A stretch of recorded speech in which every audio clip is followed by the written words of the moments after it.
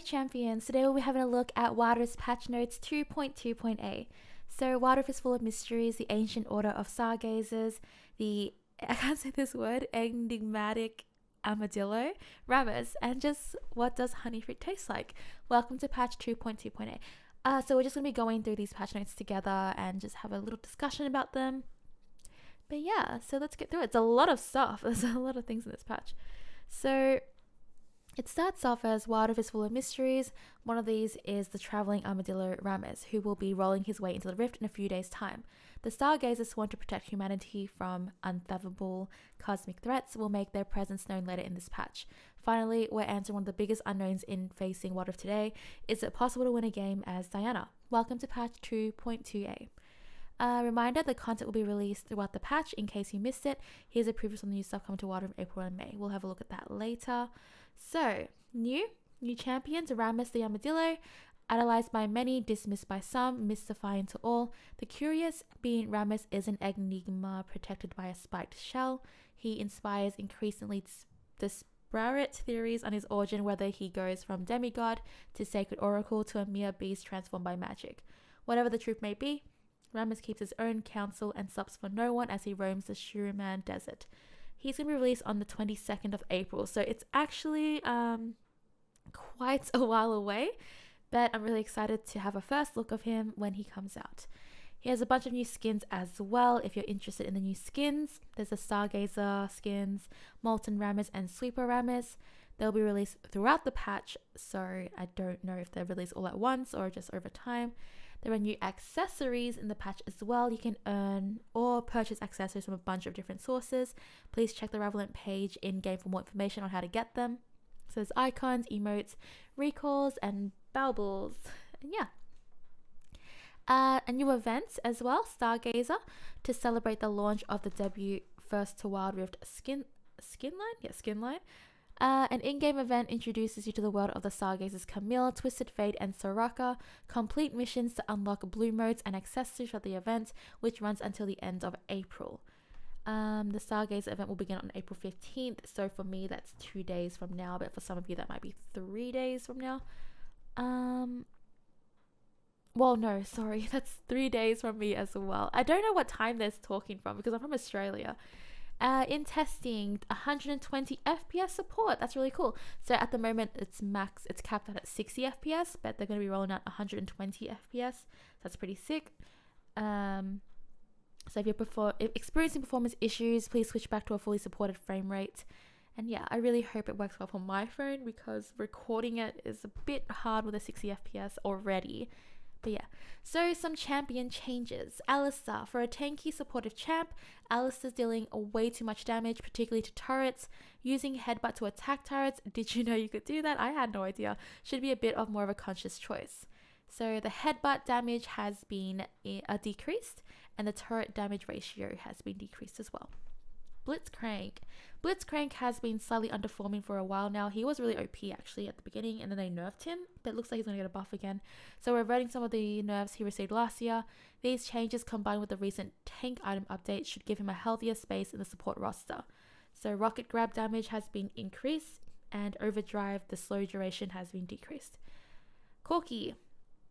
Corky's mail route stops by the rift a bit too often. We're giving him a bit of a break between deliveries with the goal to give him and his opponents a bit of breathing room. So the package arrival rate has been increased. And I'm so sorry, my throat, it's been so bad the whole day. I'm trying to get through it though. Diana is weak across the board, so we're shifting some of the rank up power from Luna Rush into Pale Cascade alongside some general buffs. These changes will help us survive the laning phase and push her advantage when she gets ahead. So her base stats, her base health has been increased. Moonsilver Blade. After casting a spell, this is new. After casting a spell, Diana gains 30% to 120% attack speed based on level for the next 3 attacks. So that's new for her passive. So it looks like it caps out at 120% after casting a spell for the next 3 attacks. That sounds really strong. Number 1 is, first ability, Crescent Strike. Cooldown, it has been decreased. Pale Cascade cooldown has been decreased. Lunar Rush has been removed. Bonus attack speed moved to the passive Moonsilver Blade. Oh, okay. So they just removed it from the third ability to the passive. The alt's Moonfall, the minimum base damage has been increased and the maximum base damage has been increased. So Diana's getting just a big old buff here. Really cool. Dr. Mundo. Mundo by Sunfire Aegis. Mundo burns down entire jungle's enemy team. Mundo needs timeout. Base stats have been, attack damage has been decreased, health has been decreased, and armor has been decreased. So Dr. Mundo has a nerf. Duration 5 seconds at all ranks. Okay, and Galio. Oh, I love Galio. What are they doing to Galio?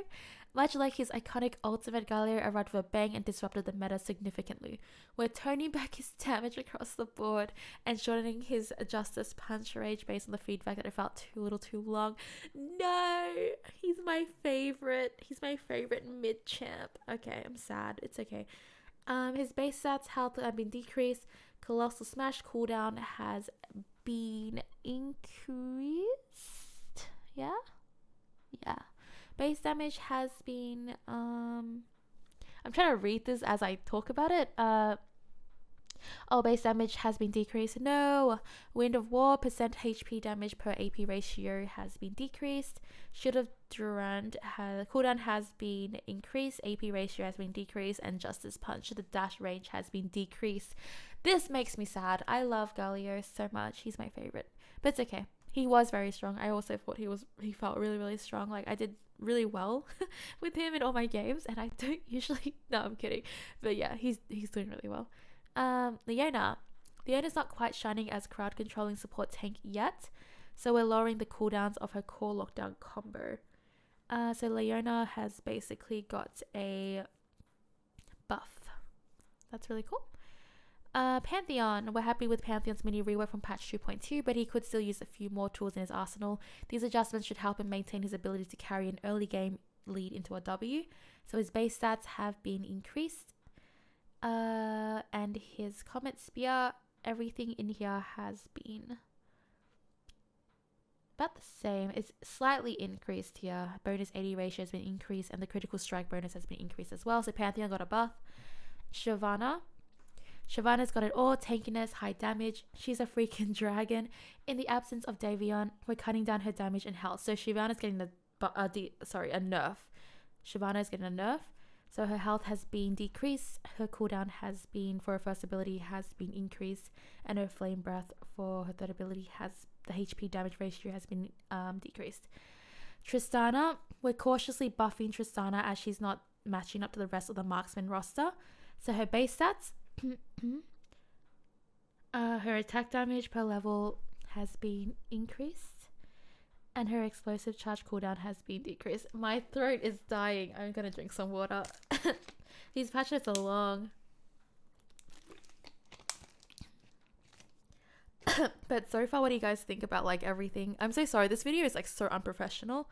But with patch notes, I like to keep it very casual because we're just pretty much discussing and talking about the changes. So far, I'm just really sad about Galio. He's my everything. Is it V or is it Vi? I'm not sure. Has been popular and reliable pick in high level games, but on the strong side in regular play, these changes allow her to keep her reliable gank patterns but at a slightly higher risk. Her base stats armor have been decreased, and her ultimate cooldown has been increased. I do go against her a lot. She is pretty strong. Item changes. So Infinity Orb. Infinity Orb is providing too much value for its gold cost. We're bumping its price up a smidgen to delay its purchase in snowbally games. So it's just a bit more expensive now. Sunfire Aegis, while not being drastically overpowered except on Mundo, Sunfire Aegis is performing a bit too well, taking it down a notch to add some first item choice for tanks. So the base damage of it has been decreased, like at max rank. And bonus damage HP ratio has been 1% to 0.8%. Glorious Enchant, a glorious bug fix. So they fixed the bug where the item cost is letters are 800 gold, but now it costs 500 gold. And game changes. Turrets. In competitive play, we're seeing a lot of grouping, making the laning phase almost non-existent in high-level matches. This is part of our effort to incrementally release systemic changes that maintain the laning phase for competitive games.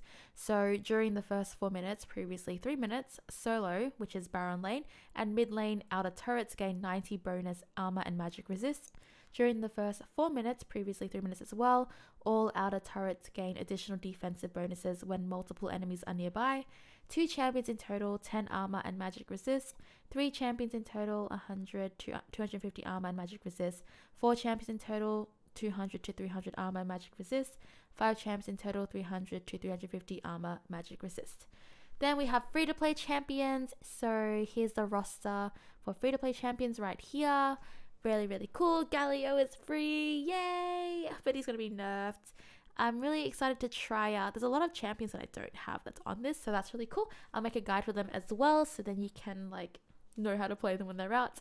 But yeah, that is all for this video. Thank you very much for watching. Just a quick discussion, casual talk about the patch and everything like that. I'm just working on a bunch of guides right now for Wild Rift, so I'm sorry that they haven't been uploaded yet. But yeah, like the video if you found this interesting. Let me know in the comments down below what you think about these changes, and I'd love to see you for the next video. Subscribe, click the bell if you haven't, and yeah, bye champions. Awkward, I have to I recorded differently today, so I have to manually stop it here. Okay, bye bye.